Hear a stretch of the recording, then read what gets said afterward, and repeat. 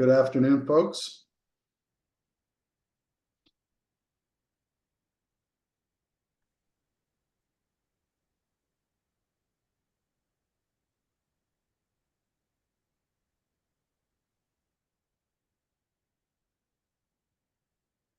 Welcome to the first Ceteris webinar, Mastering Financial Statements. We'll be getting started here very shortly.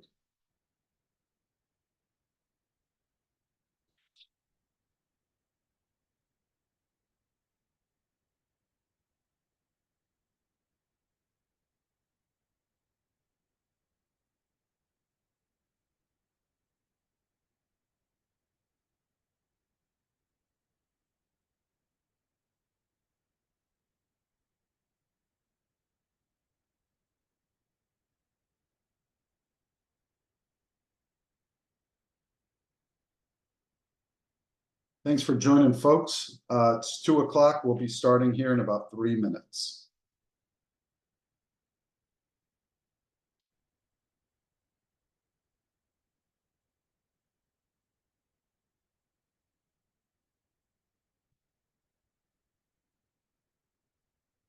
Tony, you hear me fine, right?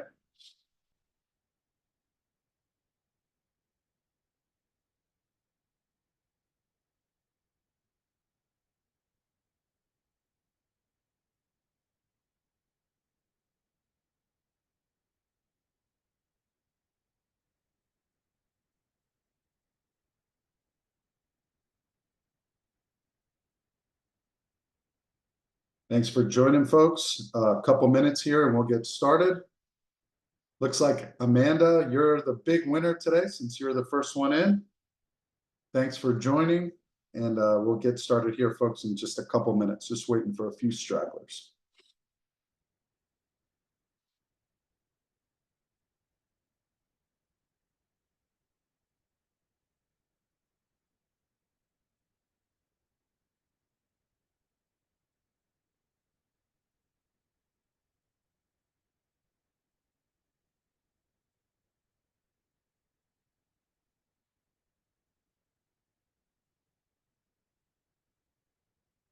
All right, William, I won.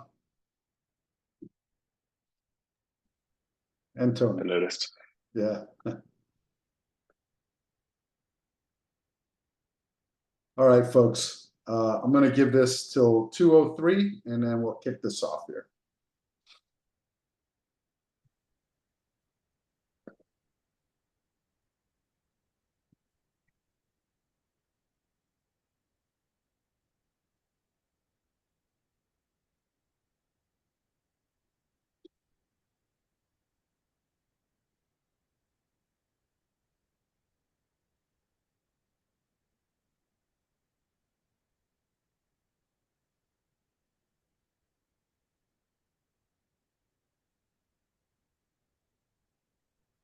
Okay, we're going to go ahead and get started, folks. I'd like to welcome everybody. Thank you very much for taking time out of your day.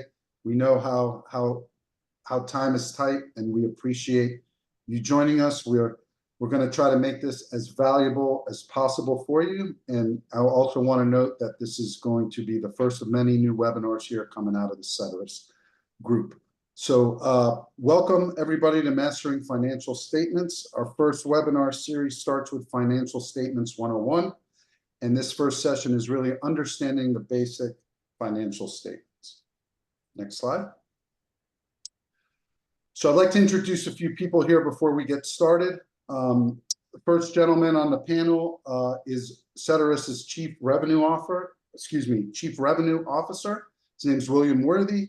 William has 8 years of experience at Ceteris and is really dedicated to helping entrepreneurs and Ceteris clients make data-driven decisions through advanced accounting technology. William's based in South Carolina, and he really drives Ceteris's mission forward every day. I do want to note that there is a Q&A tab in this Zoom. If at any time throughout the presentation anybody has any questions, please feel free to type in your question into the Q&A chat box, and we will address all those questions at the end of the call. Slide. Our speaker today is Ceteris's fractional CFO, one of Ceteris's fractional CFOs. I'd like to introduce Anthony Foskolos. Anthony's an accomplished executive with 25 years of experience serving as CFO, CEO, and CEO, achieving 30% year-over-year growth for over a decade. Anthony's services include KPI development, financial analysis, budgeting, and internal process optimization, along with managing exits, M&A, and expanding international subsidiaries. Welcome, Tony. So a couple other points before we get started here. Ceteris's mission is really to help small business owners meet their business objectives by providing timely, accurate monthly financial statements. And here's what we're sort of the main topics and the main learning points for today's session. First one is, why do businesses need financial statements? Next one, what are the standard financial statements? We'll review those today. What does each of the basic statements show and how are they different? And we're going to recap everything and package it all up for you at the end before we take questions. So without further ado, Mr. Foskolos, the floor is yours. Great. Thank you. Thank you, William. Thank you, Saulo. And a big thank you to all our webinar guests today as well. So why do businesses use financial statements? So effectively, there's several things that we're going to do for our financial statements. And that is the basic financial statements. First of all, the reason why we use these is that they enable real-time performance. Okay, and we're going to go through each of these points in detail in the next slides as well, too. So in addition to that, basic financial statements facilitate accurate and rapid decision-making. And the last reason why businesses use financial statements is that the basic financial statements maintain partner relationships and fulfill compliance requirements. So going through that here, effectively, your basic financial statements enable real-time performance and evaluation. What does that mean? That means that your financial statements are kind of like the heartbeat of your business, okay? They provide you with a snapshot of your financial health, helping you answer essential questions like, how much money did my business make last month? Did I spend more than I thought I would spend? Or even higher level questions, such as, am I on the right growth path? And you need these reports often. Ideally, you need them monthly. They deserve your time, and every month for you to keep on the right course, you're going to use them. So all of the successful business owners I've worked with always cut a few hours every month to review and analyze their financial statements. We review them and identify opportunities and figure out the best paths forward. So basic financial statements facilitate accurate and rapid decision-making. Well, making quick, sound decisions is one of the most important goals for every successful business person. And in order to make those quick decisions accurately, you do need accurately, timely financial data to help you do that.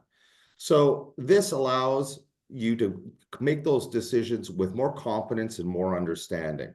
And without these, you're kind of shooting from the hip. Okay, often I've seen business owners try to manage their business simply by looking at their bank account. And let me share something with you, which is your bank account will not give you the whole picture. Okay, with monthly financial statements, you understand trends. Okay, for example, by comparing this month's results to a prior month's, you can spot positive and negative trends. You can identify areas that need attention, and you can make fast decisions to keep your business successful. And at the end of the day, great decisions are a result of accurate information that's current, relevant, comparable, and easy to understand. So examples of these real-time decisions can include, can we add more staff, or do we have to cut staff? Did our supplier costs go up? Do we have to raise prices, or do we have to find suppliers with better prices? Okay, what's the impact of all of these things that have changed on our profits? So financial statements greatly assist you in making those wise, informed decisions. Don't shoot from the hip. Don't guess, okay? Use your financial statements to help you make those right decisions. All right, so basic financial statements also maintain these partner relationships and fulfill compliance requirements. So what's the difference between a partner and a compliance? Well, first of all, each business is going to have different partners, okay? So partners can include investors, lenders, management, major suppliers, or even major customers, okay? And accurate, timely financial statements show them that you're on the ball, okay? That you may be small, but you're professional and you're going places. So in addition to partners, you also may have compliance requirements. So compliance requirements could include monthly reporting to the banks, franchisors, landlords, government agencies, which are local, state, and federal, even insurance companies. But routine financial statements, they help you maintain good standings, faith, and confidence with those parties. The common standard to communicate your financial performance is your financial standards, your financial statements. They're kind of the gold standard in demonstrating your business's stability, the profitability, and the potential for your growth. These statements are also essential as your business grows in getting more funding, and even critical as you explore new investment opportunities. Want to grow your business? Simple. Have your financial statements ready, have them accurate and meaningful. Okay. So now that we know why we want accurate financial statements, which is real-time performance evaluation, enables better and faster decision, and satisfies those partner and compliance requirements, let's talk about the basic financial statements. And the three components to your monthly financial statements are the balance sheet, the income statement, and your cash flow statement. Over the next slides, we will introduce you to each of these basic statements to get a better understanding of why do these exist, okay? What information do they give the users, okay? And how are they different? So the balance sheet. All right, so the balance sheet, what it's really doing is it's listing what your business owns. What your business owns is your assets, okay? It also lists what your business owes, okay? That's your liability. And the difference between what you own and what you owe, we'll call that the owner's equity. The balance sheet also has a date on it, and it's usually the date at the end of the month, okay? And this is important because what a balance sheet is showing you is it's showing you a snapshot at a point in time. It's telling you what's happening today. Yesterday could have been completely different, okay? And tomorrow can be different. But the value, okay, of these balance sheets also comes very, very helpful when you start comparing them. And think of comparing balance sheets like comparing two pictures in time against each other. Okay, so this makes figuring out what's different obvious, and then you can analyze the cause of the changes and see what's going on. So that's a brief summary of the balance sheet, and the balance sheet is in balance, okay? In this case, assets equal liabilities plus equity. So our assets of $414,000 are going to equal our liabilities of $247,000 and the equity of $167,000. So our total liabilities and equity are matching our assets. Now, because it's a mathematical equation and it's in balance, you can also write it differently, okay? You can write it as your equity, okay, which is what you own, okay, equals your assets, okay? Sorry, the equity, which is your difference, okay, equals your assets, which is what you own, less what you owe, and that's your equity. So that's the balance sheet, and the purpose of the balance sheet, again, is to show you what you own, what you owe, and what's the difference. All right, perfect. So moving along, we now have an income statement, okay? And the income statement really is designed to show you a few other important things, okay? First thing it shows you is how much you made, okay? We call that your revenue, okay? It also then shows you how much you spent. Those are your expenses. Now, your expenses can get segregated differently depending on what type of business you're at, and we'll go through that on a later seminar and talk about how we would classify the expenses and why we would do things different. But the difference between your revenue and your expenses is called your profit, okay? So unlike the balance sheet, this is not a snapshot in time. This is over a period of time, okay, which is a month, okay? Typically a month. Sometimes it's quarterly or sometimes it's annually. And just like the balance sheet, you get a lot of value in comparing periods over periods to see what's changed, what's different, and what's improved. And again, we'll talk about the comparisons heavier in the next webinars as well too. But that's the general gist of it. And the formula for the income statement is profit equals your revenue less your expenses. All right, perfect. The last statement, okay, is the cash flow statement, okay? And effectively what your cash flow statement is doing is it's kind of explaining to you how much money came into the business, which are your inflows, okay? How much cash left the business, which are your cash outflows, and then the difference, which is your net cash, okay? The cash flow statement shows how the cash moves in your business. Where did it come from? Okay, what it was spent on, and that difference, again, that's called your net cash. This statement, like your profit and loss, shows the effect of cash coming in and out of the business over a period of time, okay? And again, the period of time can be typically monthly, quarterly, or annually. And just like the balance sheet and the profit and loss, okay, this can be looked at in comparison purposes to see what the changes are and what's going on. The formula for figuring this out and the way everything is segregated on here is effectively your net cash starts off with your net income. And then we look at the cash that comes in and out of the business from what we call your operating activities.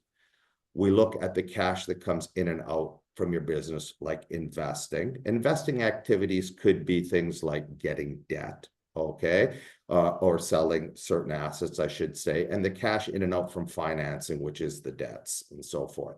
So that's how the cash flow statement works and ties together.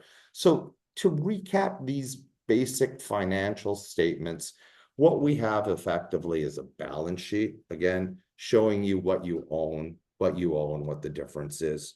So, okay. Your income statement that shows how much income you made, how much you spent, okay, and what the difference was. And then the statement of cash flow, explaining how your business is generating cash and how you're spending cash. All right. Perfect. So these statements work together to show you a full picture of your financial health. They each give a valuable analysis on a path your business has taken. And the reason why these basic financial statements are highly valuable to you and your partners and satisfying them is, okay, that these basic statements provide real-time performance evaluation, just like we spoke about at the beginning. They're accurate and rapid decision-making, and they maintain the partner relationships and fulfill compliance requirements, okay? So effectively, now that you've understand the importance and the high level of your basic financial statements, okay, it's time to take some action, okay, if you're not reviewing these financial statements monthly. So here's what you can do next, okay? You can keep accurate records, okay? Records are items like your checks, your bank statements, your credit card statements, contracts, invoices, bills. Those are records, okay? So that's the first thing to do. Figure out who will do the monthly bookkeeping and accounting, okay? So doing that is usually through an accounting software, or you're reaching out to an accountant, or if you don't have one, you can reach out with us, etc. So you'd like things to be done a little bit better or higher caliber, and we'll help organize this step. But we're here to help, so feel free to reach out to us at any time on that, okay? And then most importantly, set aside a few hours to identify, okay, and to review your financial statements. Don't just make your financial statements about compliance. Make them about helping you run your business better, okay? Make it about helping you grow your business, not just the bank needs it, the landlord needs it, the master franchisor needs it, so on and so forth, okay?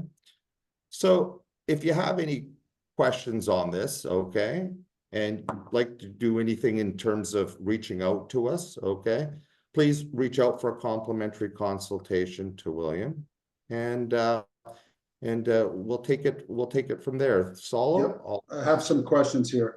So, first off, we are offering a complimentary consultation. You see William's email and phone number there. If anybody's interested in speaking direct with William, please feel free to reach out.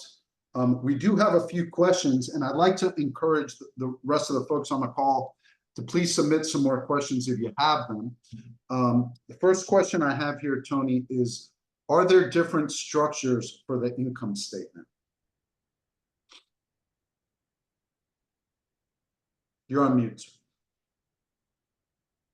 Thank you, Salo. Yeah, it's a great question. So absolutely, just like there's different businesses out there, the income statement needs to be designed to help you understand how to optimize your business. So often what a lot of businesses will do is they may have a cost of goods section or a cost of sales section.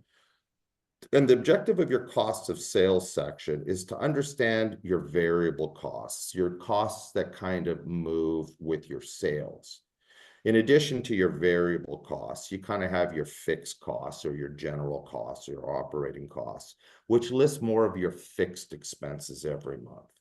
Now, different types of businesses can have different costs of sales or goods sold, and different businesses can have expenses. How you're structuring those also helps you understand how to optimize your business. Thanks, Tony. William, this one's for you. I'm only getting annual financial statements. How can I receive financial statements more often? Yeah, we certainly would recommend monthly financial statements. You know, there are reasons depending on seasonality within your business that maybe you would want quarterly or annual financial statements, but certainly here at Ceteris, we recommend monthly, and that's what we provide as far as a monthly financial statement. Typically, those are provided on the 10th, 15th, or 20th of every month or following period end, depending on how you're structured today. Great, thank you. Tony, can I track my labor costs in cost of sales, or should they be in my fixed costs? Great. Yeah, that's a very, very good question, Saul. And it kind of goes back to the point I made a little bit earlier, which is it probably belongs in both areas. So there's an element of costs, okay? There's an element of cost that's variable, okay? So typically what I'll do is I'll put more of the frontline workers and those people as part of your cost of sales or cost of goods sold, and usually part more of the administration and the overhead management into the fixed costs. And again, what that's doing is it's helping us understand various metrics for our total costs. Sometimes owners get paid an awful lot. And if owners get paid an awful lot and all of the numbers just in a one line, it can skew that. Now, it depends on the organization, but there are choices. And those choices really are about helping you understand how to best optimize your financial statements. Great. Tony, next question here, or William. What's the difference between accrual and cash basis on monthly income statements, and which is better? Perfect. So cash statements and accrual statements are completely different statements, although they follow the same format. We are going to go over this in quite a great degree on each of the statements that we break out in the future webinar, because there's differences for each items. Simply said, let's just take a look at the revenue side of the equation. On the revenue side under the cash basis, you recognize the revenue when you physically receive it. Okay, so when you're paid is when it counts. On accrual accounting, okay, you're recognizing the revenue as it is earned. Okay, conversely, it's the exact same with the expenses. On the expense side of the equation, you recognize the expense under the cash basis when you pay for the expense, not when you actually incurred it. So in terms of getting more accuracy with your financial statements, you're going to do that through accrual statements. The great thing is the IRS lets you file, okay, under the cash basis. But if you want to run your business better or look better for a lot of things and understand the direction your business is going, the accrual statements are going to give you a more accurate picture. Great, thanks, Tony. We have another question here from Mark. Will the total dollar amounts on the cash flow and income statements be the same when looking at the same period? Look, the only thing that's going to be the same is the net income figures are going to tie together, because the net income from your profit and loss is your first line item on your cash flow statement. Now, different people structure their statements slightly differently, but the net income is often what is the first line items. That number should tie. So if you're running a monthly P&L, your cash flow statement is going to start off with your net income from the prior period. Okay. Yeah. William, comparing month to previous months, this is a good idea. Why and how far back? And then how does Ceteris potentially treat this? And what is in the Edge platform, if you could talk a little bit about that from a historical perspective and a Yeah, happy to comparison do that. Absolutely. Yeah, I mean, within Edge, you have the functionality to compare, different periods, month over month, quarter over quarter, year over year.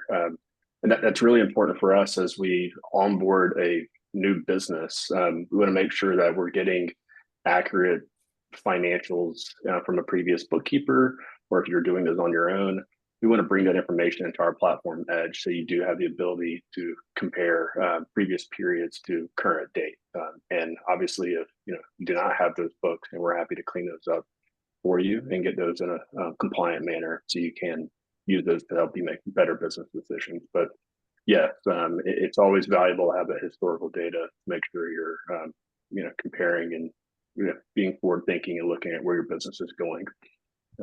And yeah, what point I'll just add to that is, for seasonal businesses, it's super important to compare like months and like periods. Okay, so what you don't want to do is just simply compare, like, the extreme example is an ice cream store in summer. Okay, you can't compare ice cream sales in summer to ice cream sales in fall and spring. What you really need to do is compare ice cream sales in summer this year to ice cream sales in summer last year. The more seasonal your business is, the more that holds true. Perfect. Thanks, Tony.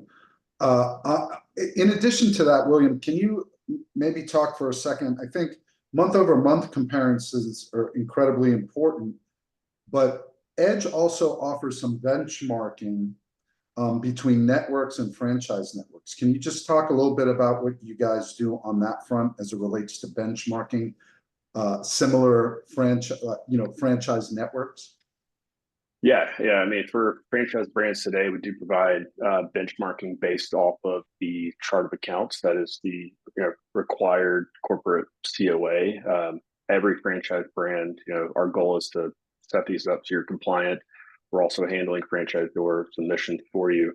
But at the end of the day, the more businesses we have within a franchise brand, allows us to have better benchmarking. So you can go in and compare these different periods and compare your business to the rest of the franchise brand as a whole, or break it down by age, by state, if you'd like, or just against your portfolio in general. But we'll break down all the categories within your profit and loss statement, revenue, expenses, cost of goods, and allow you to drill into details of how you stack up at a certain period of time.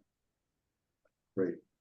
I have a question here from Bonnie, but I think, William, you might want to take this one offline with her, or Bonnie, if you can reach out to William directly. His email's on the screen. The question is, can someone discuss with Waxing on the corporate side and switch our accounts over to accrual versus current cash basis, et cetera? Yeah, so I think Bonnie would be happy to. Yeah, I'd be happy to answer that one.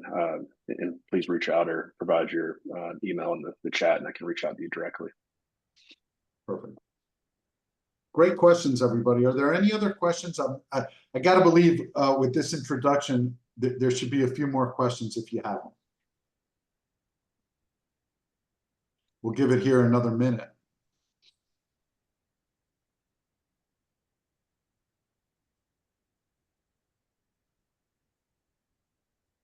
While we're waiting for another question or two, I do want to highlight that our next, if you can go one more slide, Tony, I think. Our next webinar, we'll send you all an invite directly. We're working through the date, but the topic is going to be really a deeper dive into the income statement with a focus on revenue, cost of sales, and gross profit. So, and then we'll discuss the difference between accrual and cash-based accounting on the income statement, to Tony's point. And that'll be the next one. That will happen in October, folks, and we'll make sure that you receive an invite to that directly. All attendees will also receive a recording of the call. And again, we are here. If you all ever have any questions or want to talk further, please reach out to William. And we look forward to seeing you again in a month. There any other questions at this time before we end the event?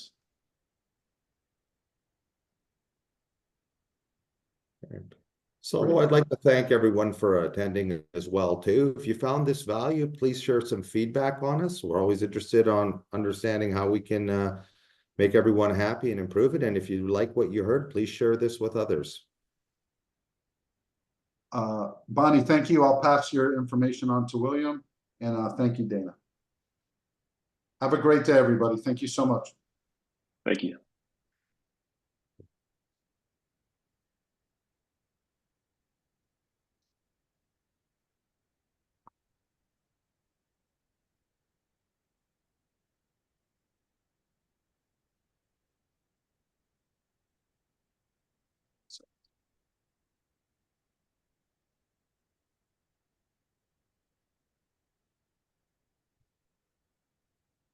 The recording's closed.